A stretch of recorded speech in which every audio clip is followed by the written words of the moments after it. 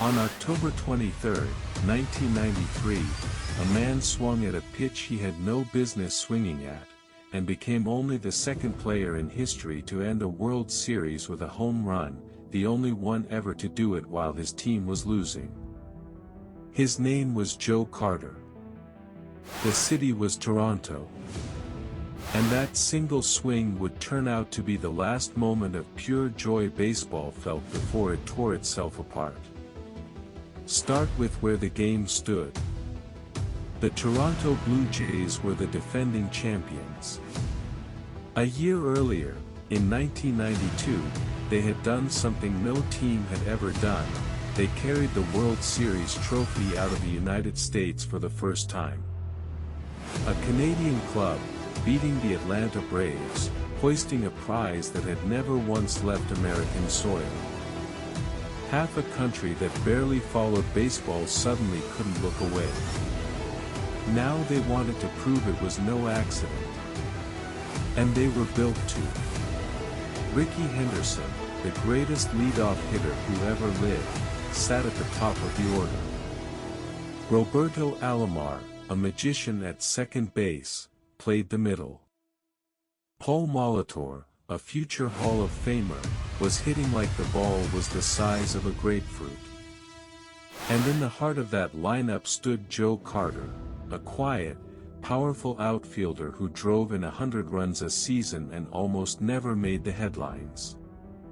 Toronto had traded for Carter and Alomar together, back in December of 1990, in a deal that gutted their roster to get them. 3 years later, that gamble had them one win from immortality. By late October, the Blue Jays led the Philadelphia Phillies 3-2. Game 6 was at home, inside the Skydome, in front of more than 52,000 people. Win, and they were back-to-back champions. Lose, and it went to a Game 7, the kind of coin flip no team ever wants to gamble a title on.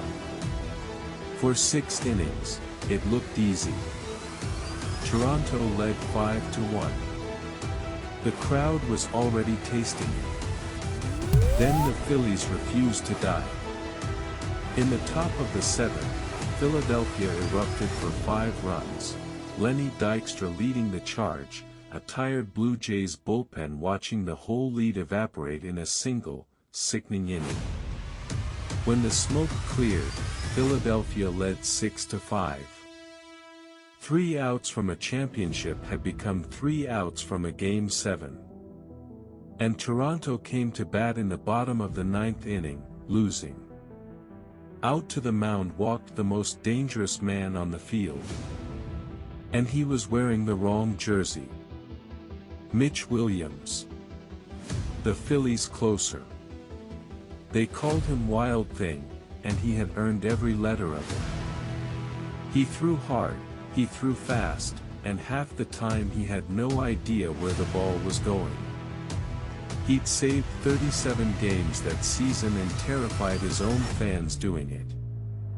Earlier in this very series, he'd blown a lead in a wild 15-14 loss. He walked people. He put men on base. He lived on the edge of a cliff every single time he took the ball. And now Toronto had him, in the 9th, with the season on the line. The inning began exactly the way the Blue Jays dreamed. Rickey Henderson worked a walk. The tying run was aboard with nobody out.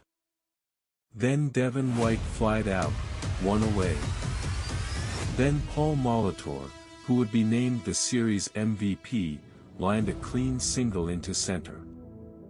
2 on. 1 out. The winning run standing in the batter's box. His name was Joe Carter. He had struggled all series long. Struck out, popped up, pressed at the plate, chased pitches. But now he stepped in against Wild Thing with a chance to end everything. The count ran to 2 balls and 2 strikes. Williams came set. He was pitching from a slide step, worried sick about Henderson stealing second, and it shaved something off his velocity. He threw a slider, low, and in, down near the knees, off the plate. A bad pitch, in the worst possible place. Joe Carter swung. He would admit, for the rest of his life, that he never should have. The ball was below the zone, headed away from him. But he dropped his hands, golfed it, and lifted it toward left field. The ball climbed. 52,000 people rose with it. It cleared the wall. And Joe Carter came apart. He leaped straight into the air, both fists clenched, hopping down the first base line like a boy who'd just been handed the world, before his teammates swallowed him whole at home plate. Up in the booth, broadcaster Tom Cheek said the words a whole country would memorize: "Touch 'em all, Joe. You'll never hit a bigger home run in your life." Blue Jays 8, Phillies 6. Back-to-back world champions. It was the first time in 15 years any team had won consecutive World Series, the first since the Yankees of the late 70s. And it had ended on a swing at a pitch Joe Carter should have watched sail by. But every hero in that ballpark left someone shattered on the other side. Start with the record itself. Only twice in the entire history of the World Series has a single home run ended the whole thing. Bill Mazeroski did it in 1960, but his game was tied, 9-9. His swing broke a deadlock. Joe Carter did something no man had ever done, and no man has done since. He ended a World Series with his team behind. A walk-off that turned a loss into a championship in the time it takes a baseball to travel 330 feet over a left field fence. That is what makes it the only one of its kind.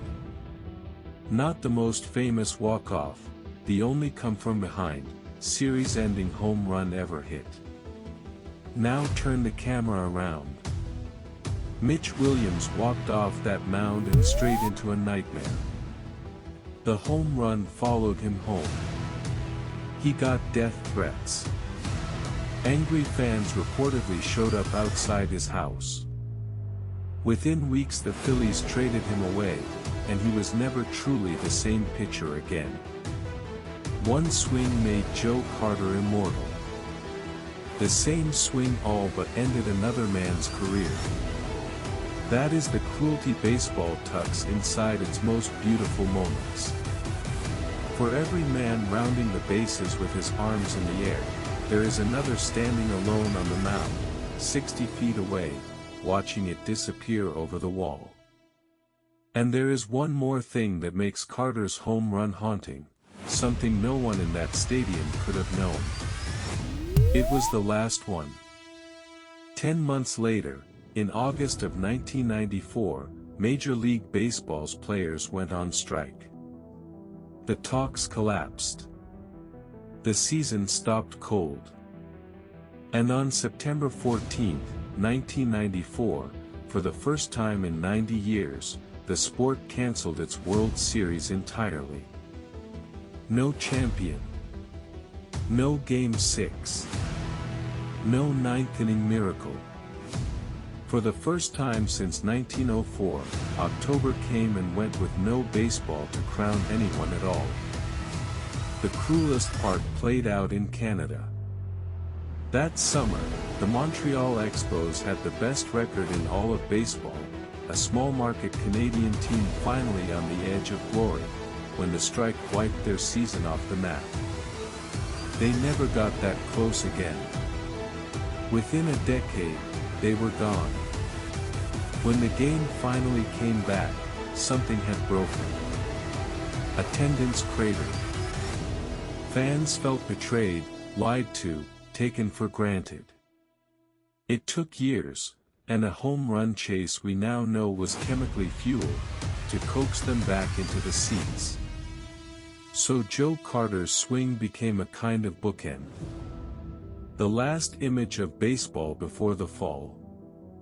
A stadium roaring, a man leaping, a whole country losing its mind with joy, right before the sport turned around and broke the hearts of the people who loved it most. That is why it still echoes. Not only for what it was, but for everything that came after it. Joe Carter played a few more seasons and slipped quietly into retirement. He never chased the spotlight, never traded on the moment. But every single October, when a hitter stands one swing away from a championship, someone somewhere says his name, and Tom Cheek's voice comes drifting back. Touch 'em all, Joe. He was right. Carter never did hit a bigger home run. No one has, not in the way that truly counts. Two men in over a century ended a World Series with one swing, and only one of them did it staring down a loss. So here is the question. That single swing made one man a legend and haunted another for the rest of his life, and it turned out to be the last great moment before the game nearly destroyed itself. If you had been standing at that plate, 2 strikes, your team losing, 52,000 people screaming, a bad pitch down at your knees, would you have swung at the ball you had no business swinging at? Follow for more.